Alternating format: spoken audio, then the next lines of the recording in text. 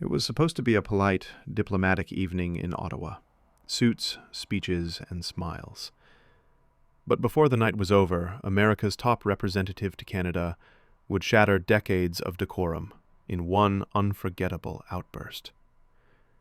Witnesses say U.S. Ambassador Pete Hoekstra, Trump's loyal envoy, lost control in front of stunned officials, hurling insults and profanity across the room at Ontario's trade representative, David Paterson. The reason? A simple ad. Ontario's anti-tariff campaign had aired in American markets during the World Series, a bold move calling out Trump's unfair trade policies. But that single act of defiance set off a chain reaction that would shake the entire foundation of U.S.-Canada relations. As voices rose and tempers flared, one thing became clear. This wasn't diplomacy. It was dominance. American style. And while the ambassador shouted, the world began to realize something extraordinary. Power in North America was shifting. And the man at the center of that quiet revolution wasn't in Washington. It was Mark Carney in Ottawa. Because behind Hoekstra's fury lay something much deeper. The frustration of a superpower, realizing it could no longer command loyalty through fear. The night began like any other diplomatic reception. Glasses clinked, cameras flashed, and officials exchanged polite nods. But then the atmosphere turned electric. Witnesses recall that when David Paterson, Ontario's trade representative, approached Hoekstra, the ambassador's face stiffened. Within moments, he erupted. Sources later described it as a verbal explosion. Hoekstra accused Ontario of sabotaging U.S. interests, sneering that Canada was biting the hand that feeds it. Shocked attendees froze. Swearing, shouting, words no one expected from a senior American diplomat, echoed through the room. For decades, Canada and the U.S. had prided themselves on quiet, predictable diplomacy. But this? This was public humiliation. On Canadian soil. CTV News broke the story within hours. By morning, it had spread like wildfire. Canadian ministers condemned the outburst as unacceptable. American analysts called it undiplomatic. But to those who knew Trump's inner circle, the real story wasn't that Hoekstra lost his temper. It's that he wasn't supposed to hold it back. Because under Donald Trump, rage was not a mistake. It was a message. To understand why Hoekstra exploded, you have to look south, to the Oval Office. Under Trump, diplomacy had been rewritten. Ambassadors were no longer chosen to build bridges. They were chosen to burn them if it made Washington look strong. Hoekstra was one of Trump's most loyal soldiers, a former congressman turned enforcer of America First. He was known for echoing Trump's style, blunt, aggressive, and theatrical. His job wasn't to negotiate. It was to dominate. When he lashed out in Ottawa, it wasn't a moment of weakness. It was performance loyalty. Trump had spent years rewarding those who mimicked his bravado. He believed diplomacy through intimidation projected power. If an ally pushed back, the correct response was to make them regret it. Hoekstra's tirade fit that playbook perfectly. He turned a policy disagreement into a personal insult, proving his faithfulness to the president's method. Inside Washington, such aggression earned applause. But outside, it came across as bullying. And Canada, a nation built on restraint and respect, was about to show the world how you fight back without shouting. The morning after the incident, reporters waited for Prime Minister Mark Carney to respond. Would he condemn the ambassador? Demand an apology? Instead, Carney said almost nothing. He let silence do the talking. While Hoekstra's profanity-filled headlines, Carney's composure sent a subtler message. We don't play their game. Behind the scenes, Ottawa's team saw opportunity. The outburst confirmed what many world leaders already suspected. America's diplomacy was collapsing under the weight of its own arrogance. And Carney, a master strategist, decided to turn that chaos into capital. Rather than exchange insults, he redirected energy into action. He instructed his ministers to expand trade talks beyond the U.S., to Europe, to Asia, to anyone looking for reliable partnership. Canada would not react. It would pivot. Within weeks, new meetings were on the calendar. Invitations were sent. Carney's team called it Stability Outreach, a charm offensive aimed at nations weary of volatility. The message was subtle but powerful. If you can't trust Washington, trust Ottawa. That quiet confidence marked the birth of what insiders would soon call the Carney Doctrine: diplomacy through steadiness. Carney's next move was bold. He boarded a flight to Asia, starting in Malaysia, then Singapore, nations long frustrated by U.S. unpredictability.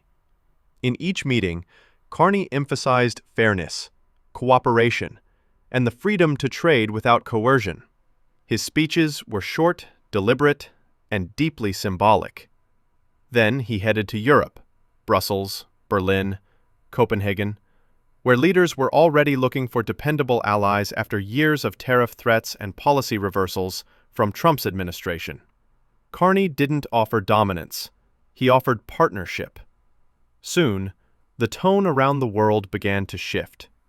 Newspapers in Germany described Canada as the calm voice of the West. Analysts in Japan called Ottawa the new bridge in global trade. While Washington's diplomats fumbled with damage control, Carney was shaking hands, signing memorandums, and setting the stage for a new trade era, one that didn't revolve around the United States. And in those quiet boardrooms, something extraordinary happened. Nations began to see Canada not as America's junior partner, but as a stabilizing force, a country that led by example, not by ego. While Ottawa moved calmly, Washington trembled beneath the surface. What had begun as a diplomatic embarrassment was now turning into an economic headache. Trump's tariffs, designed to punish Canada, were quietly punishing America itself. U.S. factories that once depended on Canadian steel, lumber, and parts were seeing costs skyrocket. Farmers who once shipped grain north were losing markets they'd spent generations building. Inside corporate boardrooms, executives were fuming. The business community had tolerated Trump's trade bravado for years, but this time, it was personal.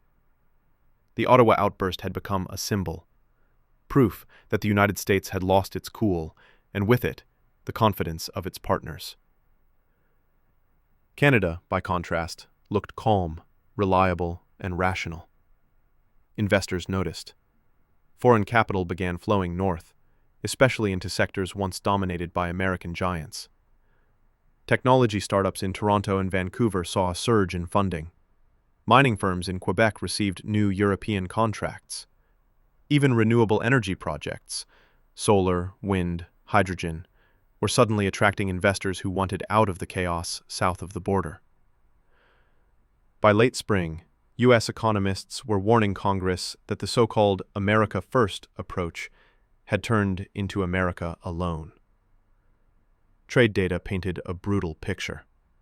Canadian exports to Europe and Asia were up double digits, while U.S. exports flatlined. Every tariff meant to showcase strength had instead revealed weakness.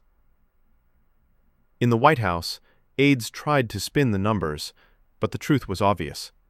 Washington's fury had become Canada's opportunity. Hoekstra's meltdown wasn't just a moment of bad manners.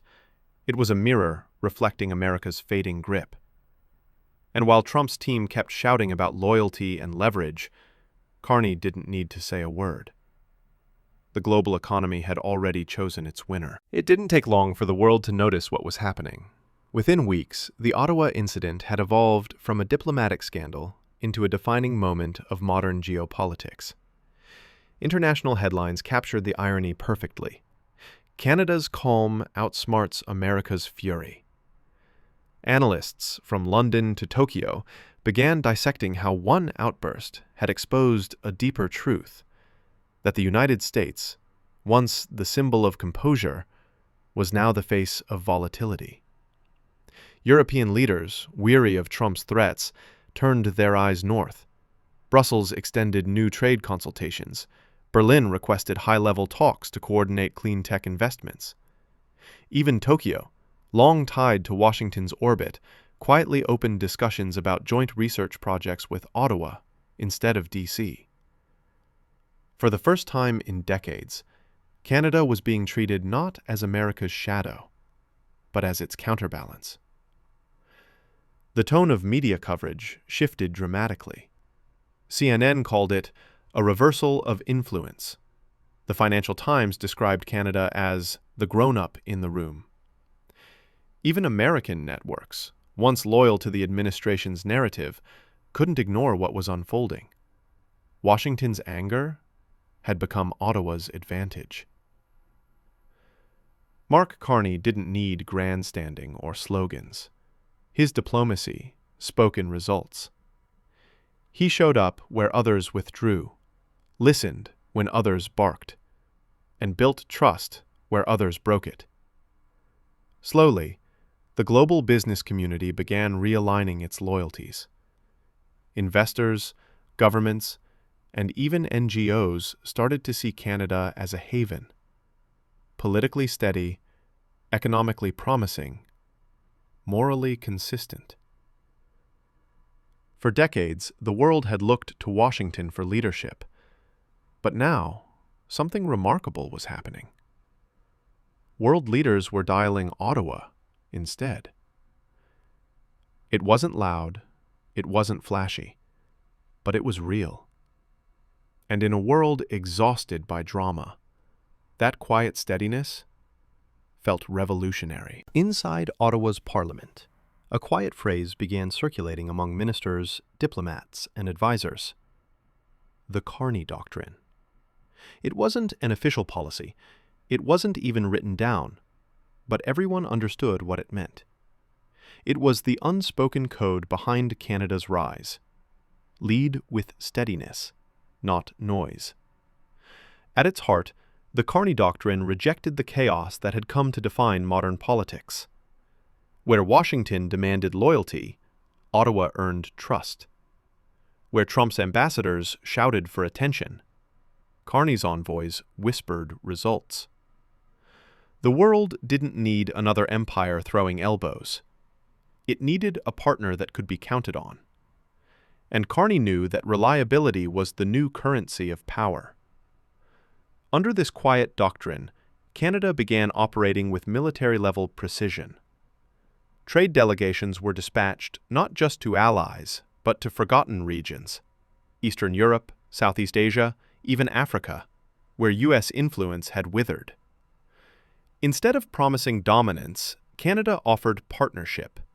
It was a refreshing contrast to the American approach, and global leaders noticed. In Berlin, officials referred to Carney as the pragmatic statesman. In Singapore, newspapers called him the architect of calm. He wasn't trying to be a global celebrity, but his composure was building one of the strongest diplomatic brands on the planet. At home, critics claimed he was too cautious, too polite. But that restraint was his greatest weapon. Because while others played for headlines, Carney was playing for history. Every handshake, every agreement, every act of restraint became a brick in a new foundation, one that would outlast the political storms raging elsewhere. The Carney Doctrine wasn't just a foreign policy shift. It was a quiet revolution, proving that in an age of noise, true leadership speaks softly, but moves nations. By the time the shouting in Ottawa had faded into the archives, its consequences were echoing across continents. The story that began with Pete Hoekstra's tantrum had transformed into something historic, a moment scholars would later describe as the quiet realignment of North American power. In less than a year, Canada had redrawn the map of its global influence.